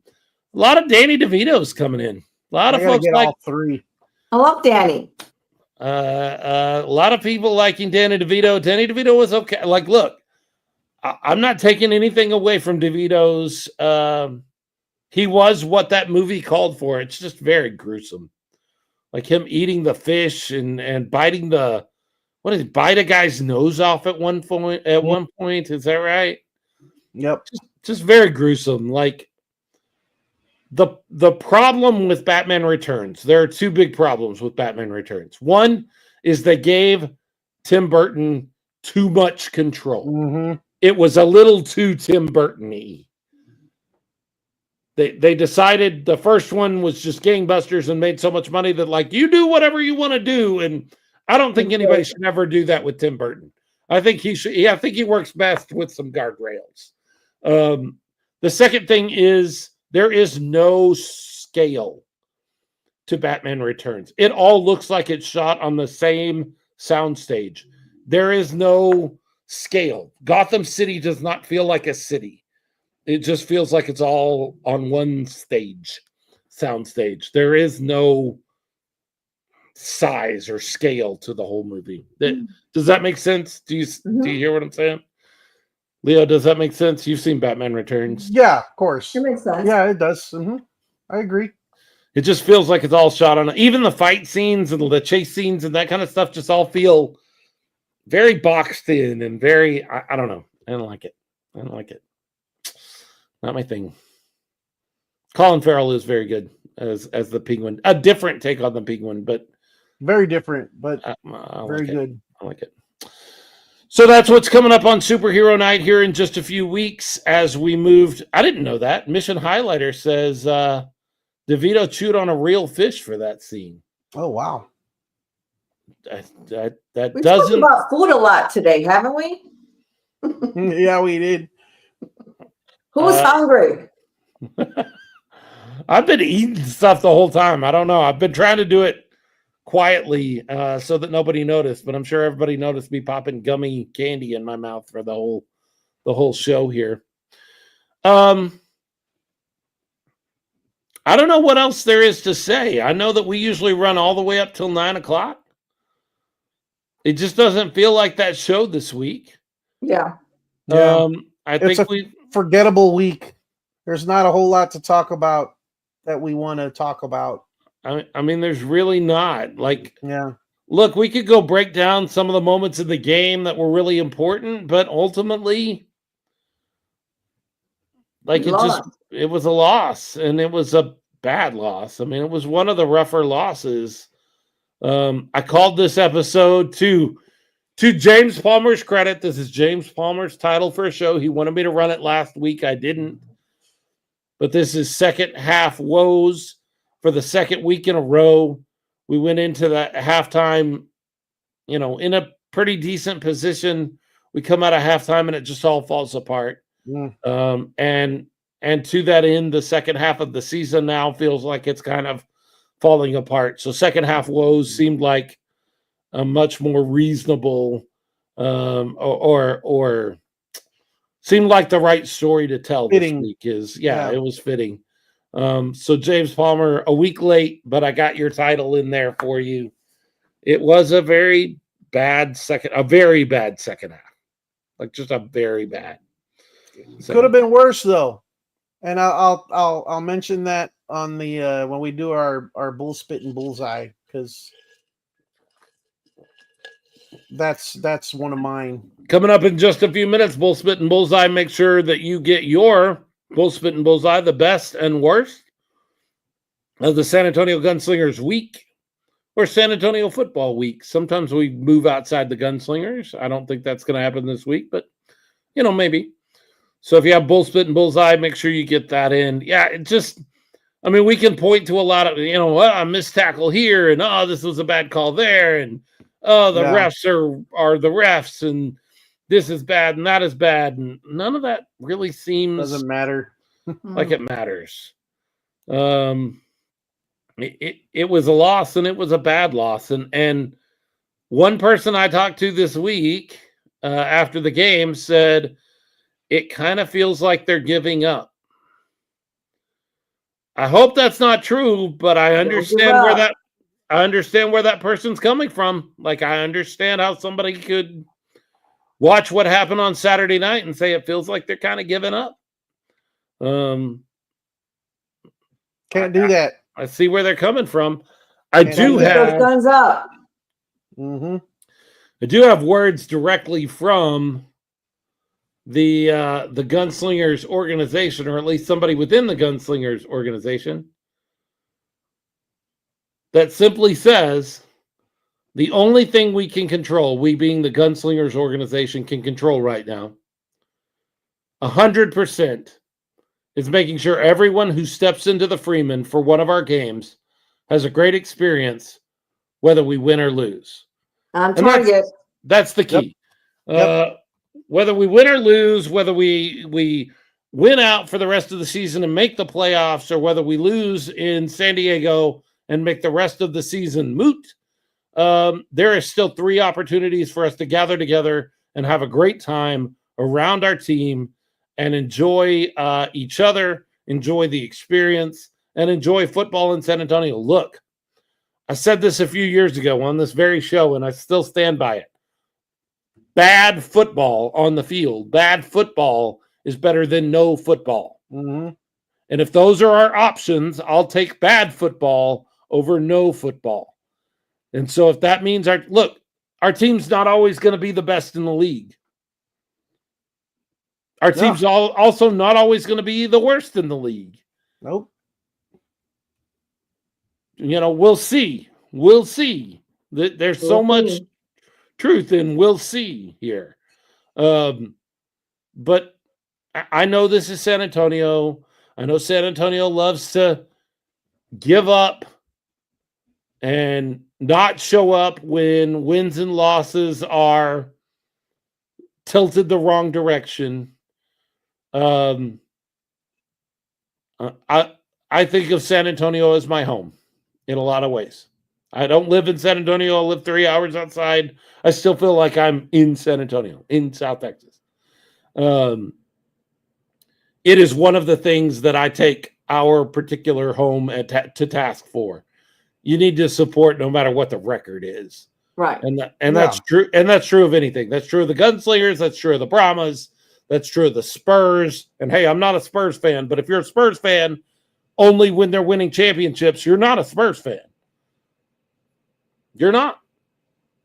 If you've put all your stuff away over the last couple of seasons and you don't wear your t-shirt or your jersey or your hat very often because they're not as good as they used to be, you're not really a Spurs fan. That's not really what you are. You are a fair weather fan.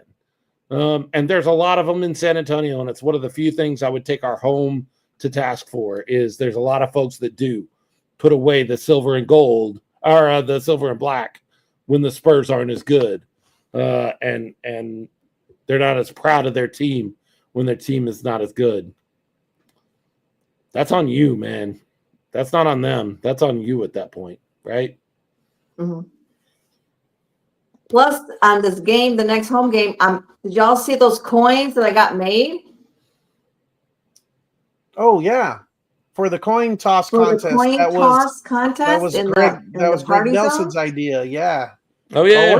we're gonna party it up in the party Oh zone for yes. the next home games for sure. And That's I gonna have be more of the Coke can openers and covers. So come look for me. And I have about 40 left that I got Excellent. remade. So come look for me. We're gonna have some fun. So now we move on to Bull Spit and Bullseye, our favorite moments and least favorite moments of San Antonio sports, the San Antonio Gunslingers over the last week. I want to start with RC because I think I've been going with Leo a lot lately. RC, what's your Bull Spit and Bullseye? Well, my bullseye, and I've kind of touched on it before, is that we are part of making 4 kids' dreams come true. And that means the world to me that we're able to do that. Bull Spit, we lost, right? So it is what it is, but I'm going to focus more on the bullseye because we did good, San Antonio. We did good, Gunslinger Nation. We did good all around and coming together and being a part of these camps this weekend and next weekend. So thank you. Excellent. Leo, Bull Spit, Bullseye, what do you got? bullseye. Thank God. Thank you, God, that Clifton Duck is tough as nails, man. Yep. Because when I said earlier it could have been worse, I thought it was for a good minute because it did not look pretty when Clifton Duck was down on the turf in obvious pain, and it took him a while to get up and be helped off the field. But then moments later, you got a shot of him, just a shot, a glimpse, and he's running down the field holding his helmet and running on his own, and he looked like he was okay. I don't have an update on that, but it definitely looked a lot better than he did just moments before that. Mm-hmm. And so that's my bullseye, to just catch that glimpse of Clifton Duck up and looking like Clifton Duck, because when he went down, that was a very scary moment for Gunslinger fans and fans of Clifton Duck. So that's got to be my bullseye. Bull Spit was that freaking camera operator. I'll don't take mine. Oh, well, I'm sorry, but that person was horrible. Absolutely horrible at their job. I'm convinced that person didn't know the game of football and was just like, I'm supposed to get as many players in the frame as I possibly can at all times. And so on kickoffs, it was like zoomed out and trying, instead of following where the focus should be, which is on the football, on the kick, it's like, let me get as many players as I can, and it doesn't matter where the ball is. That's what came to mind at times for me, because it was so horrible. And I'm sorry I stole your bull spit, but that was the worst camera work I've seen in an IFL game. That was just absolutely atrocious and so frustrating. Or maybe he was just trying to make us dizzy. Maybe. April Stupid thing, rest assured, Duck is okay. Thank you. Thank you so much, April, for sharing that. Other things I want to share coming from April and Jordan, and they are speaking as April and Jordan, but you can also recognize that April and Jordan are a big part of the San Antonio Gunslingers organization. So take this information that you get and realize that it is coming from April and Jordan, but also recognize that this may be them speaking on behalf of the organization a little bit. First, from Jordan, the Gunslinger staff, team, and fans are a family. Every family has ups and downs. It's fellowship and connection that counts. We will continue to push forward. That's a great message. Then there's something here that I want to read you from April, and I want you Gunslingers fans to pay close attention. If you're thinking, well, if they're out of the playoff hunt, then do I really need to show up for the next 3 games? April Stubing says, win or lose, this team can only stay here if they have the support. Mm-hmm. We sure do our best to make sure everyone, every on game day, to make sure everyone that is there has a great time. Now, you can read as little or as much as you want to into that statement, and I'm leaving it on the screen right now. But I read some in there of, hey, this team needs your support to continue to be here. I don't even think I'm reading too deeply between the lines. So if you're thinking about, hey, do I need to show up for the next 3 games if they're really out of the playoff? Yes, you do. Mm-hmm. Under no circumstances do you call yourself a Gunslinger fan if you're only going to show up when we're in the playoff picture. Hear me very clearly. If I find out that you're one of those fans that come on our show, that talk to us, that listen, that hang out with us, we love having you. But you give up over the next 3 home games because the playoff picture doesn't look right. So I'll just watch it on my IFL network at home and I'm not going to go in. That's cool. Don't let me find out that's you, because I'll call you on it. They need our support, and these are the times where we support one another. They have done a great job of supporting this community and this fan base when the chips were down. Heck, they started that way. They got involved. Our current ownership group got involved when the chips were down in a way that I don't think a lot of people understand, and have gotten us to this point. You give up on them now, just because the chips are down on your side, you are not living up to your end of the bargain. Yeah. Not to mention, you're going to have a great time at the game. I mean, Yes. there's people that work really hard to make that happen for us. Win or lose what's on the field, we have a good time, and it's all because of the planning and work that goes into these games. So Alec Vasquez says, is that a threat? Haha, if it has to be. I don't know. I don't know what I'm threatening you with. Like, I'll talk about you bad on the show. I don't. What does that have to do with anything? Agnes Huddle. We drive 6 hours to watch home games. Indeed, I drive 3 hours to go to home games and 3 hours back home. Agnes says the Gunslingers have the best production during the home game. No doubt. Home game day. Yeah, absolutely. That's no doubt. Alex McSwain, Bull Spit or Bullseye. I got a free ticket to the game thanks to James Palmer. Nice. Bull Spit, injuries. Hope Mikkel Harvey is okay. We all do. Yep. My Bull Spit and Bullseye. I'm going to start with our Bullseye and what's rough about going 3rd or 4th or 5th, depending on how many listeners chime in, is sometimes my stuff gets taken. Both of mine got taken from me today. Wow. RC's Bullseye was my Bullseye. The fact that we in 1 week, look, there are times we put a call out as a show and we're like, hey, if you want to win this thing or have this experience or do this thing, reach out to us. And we're excited about this. And it's crickets. Like, that's happened to us before. And it's a terrible feeling. Yeah. And so within a week, for us to put out the call of, hey, we want to help some kids get to camp, and have 4 families connect with us, and we're making sure that they have the ability to go to camp, was really fun. Awesome. RC was doing all the work, but we're getting those text messages, and I'm like, oh, this is great. As she just got one after the other, all 4 of them lined up. That was really fun. That was really spectacular, and I love that we can be a conduit for those kids to be a part. My Bull Spit got stolen by Leo, and it is the absolutely atrocious camera work of the Tulsa broadcast. Look, I work with the broadcast here in San Antonio.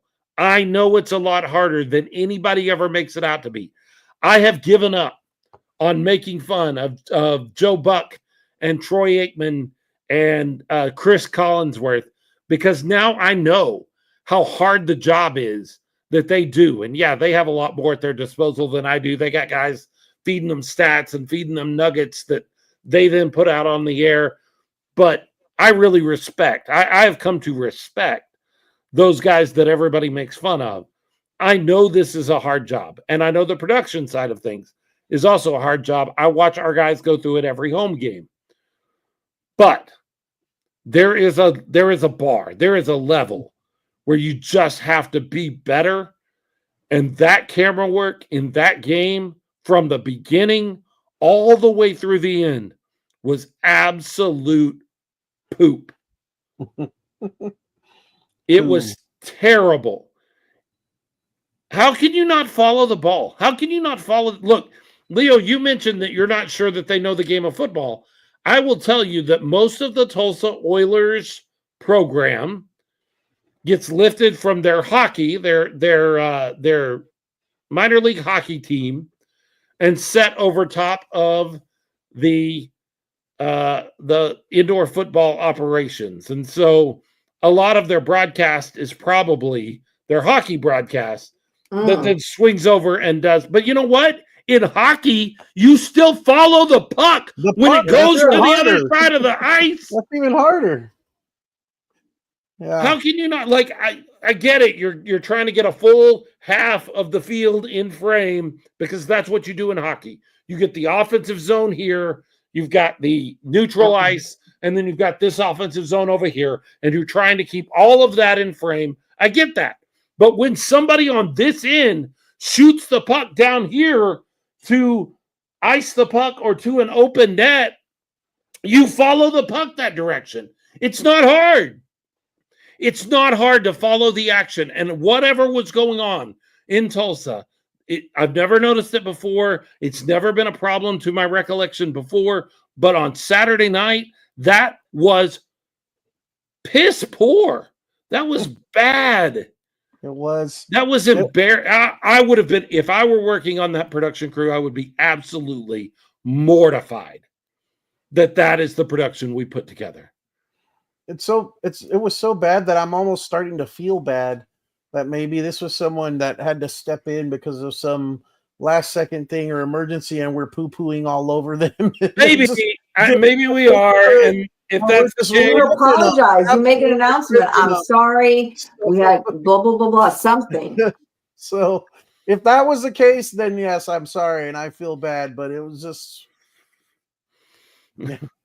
James Plummer says Tulsa does a lot of things well. Beer cost and camera crew is not one of them. The camera work was absolutely atrocious. And look, even if that's the case, Leo, you would expect to see it get better through the game.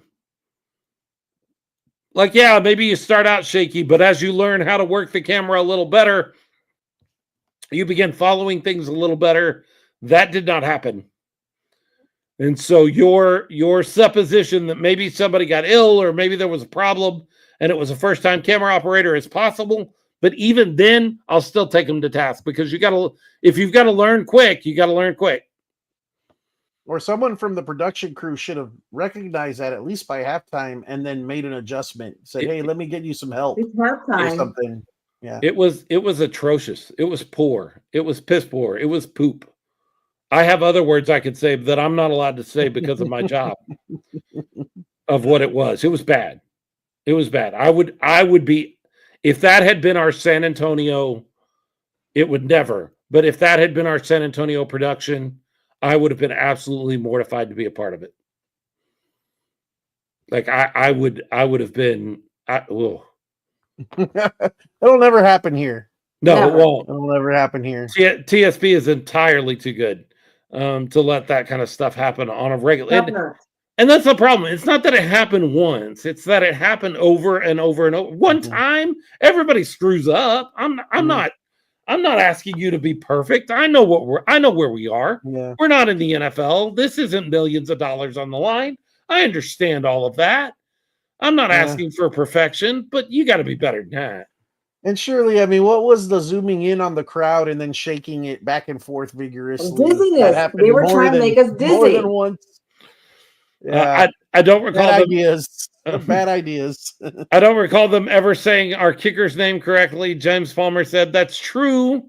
To be fair, Huddle is one of those names that you look at and you can pronounce some different ways.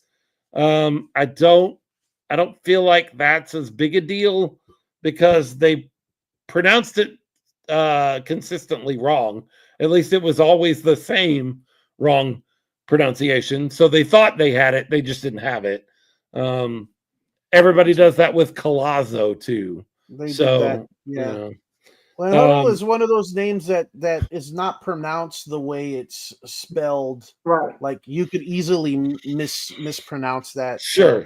I mean, as a kid that grew up with the name Higginbotham, I know that pronunciation is sometimes not as easy as it looks. I look at it and I say, that's very simple. Higginbotham is Higginbotham. That is not true of everybody. Believe me, I get lots of phone calls from what do you call them? Telemarketers. Yeah, telemarketers that have no idea what they're doing when they see that name. They're like, you hear them just freeze. Yeah, camera work is absolutely my bull spit. It was atrocious. It was terrible. I would be embarrassed if I were them. And that's harsh. That's a harsh thing for me to say. I stand behind it. I stand beside it. Like it was atrocious. It was bad. And they should be embarrassed. And they need to do better because I paid money for this. And I was not able to enjoy the game on the level that I wanted to enjoy it because their camera crew was poor. Their cameraman was poor. That's not what I paid for. So maybe harsh, but that's the way the cookie crumbles sometimes. Someone in Tulsa needs to stub their toes. Huh? I don't know what that means, but it sounds evil. He said that's a punishment. Ouch. April Stebbing says, I have had to correct our own PA guy several times during games on player name pronunciation. Sure. Sure. But, pronunciation is one of those things that is, I'm willing to excuse those just because I've seen a lot of pronunciation problems with my own name. And so I realize when you look at Huddle, you don't think Huddle, which is how you ultimately say it, Huddle. It looks like something else. And so, it is what it is. The biggest issue I have with the PA announcer is encouraging to make noise when we're on offense. Come on. Stop. Please make it stop. April or whoever, this is something you can do outside of game week, because I realize game week is crazy for you guys. Can you make just a sign that goes up in that PA thing that says offense quiet, defense noise? That's all it needs to say. When we're on offense, we need to be quiet. We're on defense, we need to be making noise. Because for some reason, our PA guy, and it's been multiple different guys at this point, does not understand this very basic thing that helps our team or hurts our team. Offense is where we're quiet. Defense is where we're loud. And we must need a reminder up there in the booth somewhere. So if you don't have time, let me know. I'll throw one together if you'll print it out and put it up there. But just we need to get something up there as a reminder, because it is maddening every time we're on offense and they go, come on, Gunslingers fans, let's make some noise. No, don't make noise. They need to communicate. It is kind of maddening. I want to say a funny story about names, because I know you probably don't think you can mispronounce Woods. However, I work with a lot of special ed kids, and when I say I've been called different names, I've gotten Miss Tree, Miss Branch, Miss Leaf, Miss Twig. I'll take them all, because it's kind of funny though, but that was my little side story, and I thought it was really cute, because when people say, oh, they mispronounced my names, I'm like, I've been called a lot worse, but in a cute way. Yeah, I've been called a lot worse and not in a cute way. So let's just, I believe that. Look, mathematically, we're still there. Is it possible? Sure. Is it probable? No. But that doesn't mean anything. April says it's in the run of show and in an extra printout. And she tells them all the time during the game, but it's pretty crazy up in the booth and down on the sideline. And I agree. I know that that's true. There's a lot going on, and they're trying to do a lot of things all at once. But it is a little maddening as a fan. Defense loud, offense shh. We got some videos, don't we? How come we never play those videos anymore of the coach going deuce, deuce, deuce, and shh, offensive work or whatever he used to do? Why do we not use those anymore? I don't understand why. I'm just kidding. Ruse. Rouge. Yeah. Oh. You just brought up something. I know we're wrapping up, but there's something that I need to say. Okay. Before I forget, because I almost forgot. Jen actually brought it up. I don't know if you guys know this, but Jen told me, and on Branded at Wednesday, she told me that Smoking Guns was the influence behind a lot of the videos that were done for the recent retro night. Oh yeah, because when we talked about Star Wars night, it was mentioned on our show how we wish they could have done some different things on video with the Jumbotron. I remember, I think Philip, you brought it up. Using the Jumbotron to do video, and so they actually took that suggestion, and that was the impetus. That's what started the projects of the retro videos that were so spectacular on Retro Night. Yep. And then she kind of mentioned something about Superhero Night, and I was like, what a great, because there's some concerns about video when it comes to video and the copyright stuff like that, and to what you put up there. But I thought it would be awesome. I was kind of brainstorming about this later, so here's another idea that maybe Smoking Guns can help out with. Do some videos, maybe some video segments with players beforehand, and ask them about who's your favorite superhero, and like little short snips of interviews of some of our favorite gunslingers, and we can find out who their superheroes are and why.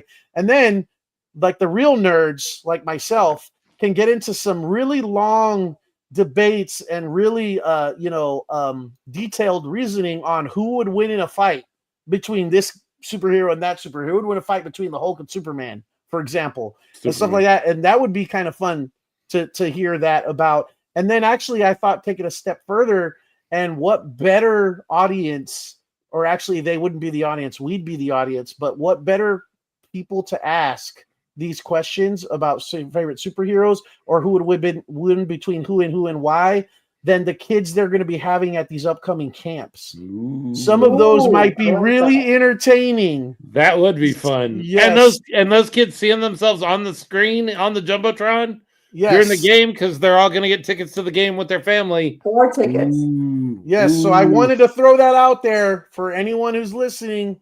Maybe that's something you can run with, and that might be good.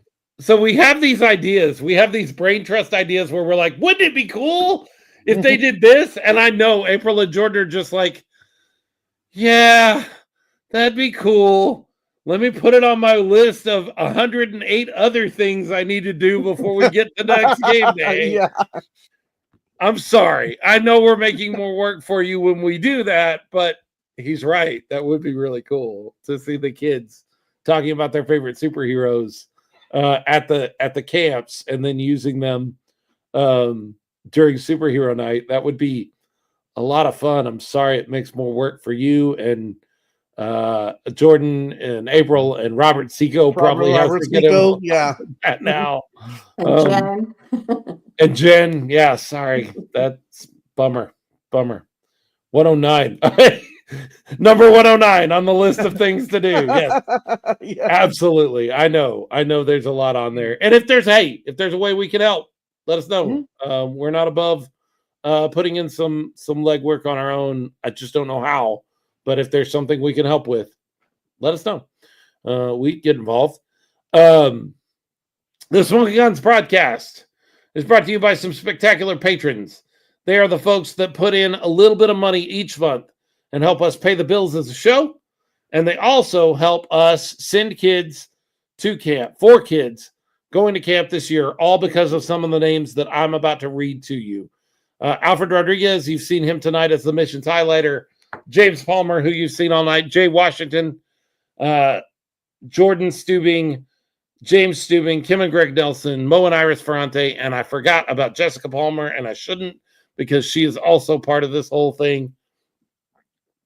They are spectacular folks that put in a little bit of money each month and help us keep the show going and help us send kids to camp once a year. If you want to be a part of that group and help us make the show run and help send kids to camp, you can join that group simply by going to patreon.com/smokinggunspod. That's smoking no G, guns with a Z, P-O-D. And you can sign up for a $5, $10, or $20 a month level to help us pay the bills on the show and send kids to camp. We are available on social media. Our most prominent social media footprint is on Facebook, but we are on all of the social media, and you can find us at Smoking Guns Pod. That's Smoking OG. Guns with a Z, P-O-D. You can also email the show. I actually had somebody that I'm looking in the eye right now text me today, R.C. Woods, and say, what's our email? I don't memorize things like that. Sorry. So if you're like RC and you need a reminder, you can email the show at smokinggunspod@gmail.com. That's smoking no G, guns with a Z, P-O-D @gmail.com. And don't think for a second, RC, as I'm texting you back, I'm going smoking no G, guns with a Z, P-O-D @gmail.com. Absolutely. That's exactly how I typed it in. Why did you not ever add C-A-S-T at the end? Because it still rhymes. C-A-S-T? P-O-D, C-A-S-T. Oh, I don't know. It's just I love it the way it is. It just occurred to me that that's still... Yeah, Smoking Guns Pod is what we always went with. And it's funny, it started out as just like a mnemonic device so that people could find us online. And it became our intro and all of these things. This no G with a Z, P-O-D kind of thing is I think the next time we make a jersey or a shirt for Smoking Guns Pod, it should just say no G with a Z, P-O-D, and then have our logo on the back is how I think it should be. I'd wear it. D-O-double-G. Yes, exactly. All of these rhyming things that we could throw out there. James Palmer says she can remember the email like she can flip a coin. I didn't say it. James Palmer gosh. I didn't say it. James Palmer. Look, it went higher and longer than it did the first time, okay? I'm going with that. It went higher and longer. So fair enough. Third time is the charm, I guarantee you. Okay. When RC sees James down in the party zone at the next home game, I'm just going to get out of the way. I would do that. Yeah, you need to. I would do that. We are the Smoking Guns Podcast. We are brought to you by these amazing patrons, and we're so glad that you hang out with us regularly on Monday night. Hey, win or lose, for better or for worse, we have loved being a part of the history of the Gunslingers all the way through this thing, and we cannot imagine what it's going to be like when all of this starts working. There's going to be a day, Leo, RC, that we just, it all clicks, it all comes together, and we are the cream of the crop. We are one of the strongest teams in the IFL, and that is going to be so much fun. It's going to be so much fun because of moments like this, because we go through these times. Yeah. That is going to make those times so much fun. It's so much more fun. James Palmer saying, hey, she won't recognize me when I have my mask on for Superhero Night. The challenge has been laid down. All right, let's see if I find you. Peekaboo. He doesn't think you can find him. The cowbell won't be a clue. Don't give up. Don't give up on this team. We all need to adopt the old farmer attitude of we'll see what this leads to. We'll see what this means. We're not going to get too down in the dumps. We're not going to get too overexcited by a win against San Diego. We're just going to adopt this. You know what? We'll see. We're going to be here no matter what. And we'll see where this carries us and where this takes us. With all that being said, When maybe he says maybe I won't have a cowbell. You're gonna have a cowbell, dude. Oh yeah. We know you too well you're not going through a whole game You without a have to have cowbell, bud. Yeah. Don't even try to sell us on that idea of like I'm so scared of RC that I'm going to give up my cowbell. That's not No. going to happen. When it comes to professional indoor football, there are some great teams all around the country and in a lot of leagues. But the best indoor football experience is not something you're going to find in Tulsa or Jacksonville. It's not going to be in Prescott, Arizona, or over in San Diego. The best indoor football experience anywhere. When it comes to that, the 210 has got something to say. Bang, bang.